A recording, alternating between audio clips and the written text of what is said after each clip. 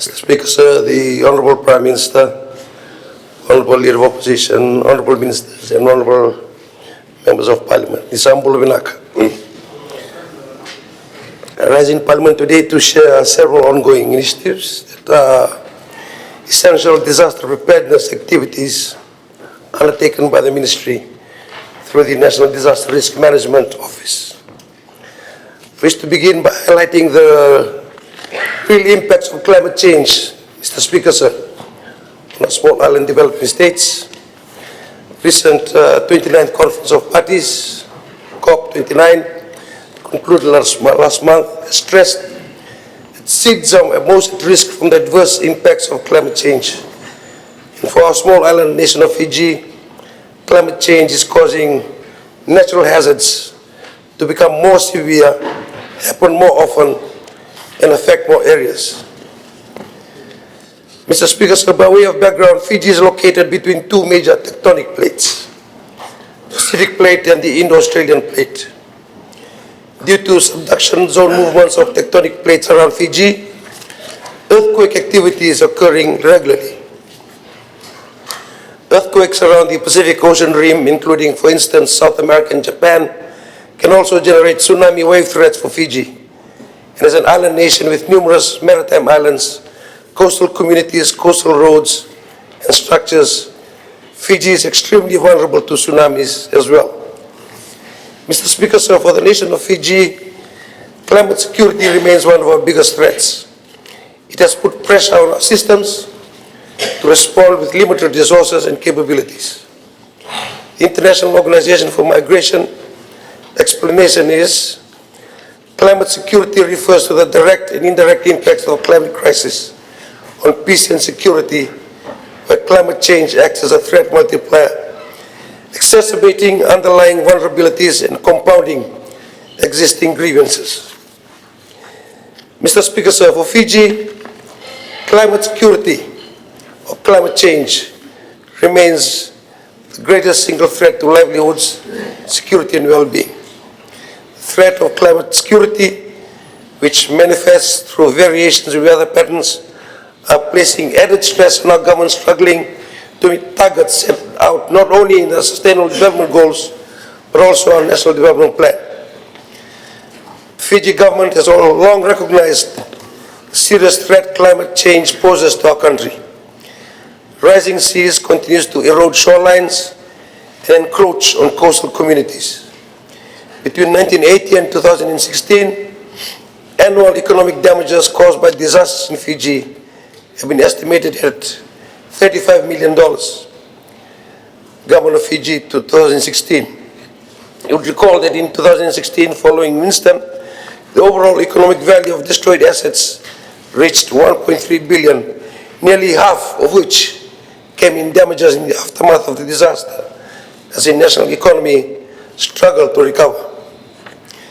Mr. Speaker, so as part of our efforts to implement measures on the ground to adapt to climate change, we also recognize that some communities, structures and infrastructures will have to be permanently relocated as the only way to avoid tragedy, save lives, protect livelihoods and prevent social disruption. However, we will only consider relocating people as the last resort after all other feasible adaptation options have been explored. While Fiji has moved forward in undertaking proactive measures to reduce disaster risks, the impacts of natural hazards on our communities remain. Geographically situated within the Pacific Ring of Fire and on the path of tropical cyclones in the South Pacific Ocean, the onslaught of natural hazards on our fragile environments and economies are given every year. For our small island nation, the domestic realities of responding to disasters include, but are not limited to, pressures on national budgets to cater to continuous response activities and include activating and sustaining emergency operation centers. Whilst financial provisions are made for bigger declared events, it is often the smaller undeclared events.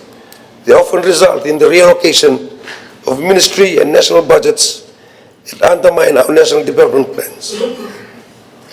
Mr. Speaker, sir, like our Pacific Island neighbors, we are an archipelago of islands spread out and separated by the ocean. Domestic response efforts are often challenged by the tyranny of distance and intermittent connectivity. Ensuring that adequate response and relief efforts reach the last mile is often a challenge, but met with the assistance of our regional and international partners. Mr. Speaker, sir, an initiative that will greatly boost disaster preparedness is the recent passing of the National Disaster Risk Management Act of 2024. The Act takes into consideration critical developments in the disaster risk management and humanitarian space and ensures that Fiji's disaster legislation is up to date and with the future. It is increasingly under the threat of climate change. The Act captures future development obligations and thematic areas that will become the new normal in the disaster space. These include considerations aligned with the reviewed National Humanitarian Policy, the National Disaster Risk Reduction Policy, National Tsunami Response Plan, National Emergency Response Team Mechanism, and government's future priorities identified in the National Development Plan. Furthermore, the Act ensures Fiji is aligned to evolving global and regional perspectives, specifically addressing the requirements of the Framework for Resilient Development in the Pacific, Sustainable Development Agenda 2015 to 2030, Sendai Framework for Disaster Risk Reduction 2015 to 2030, and the Paris Agreement on Climate Change 2015.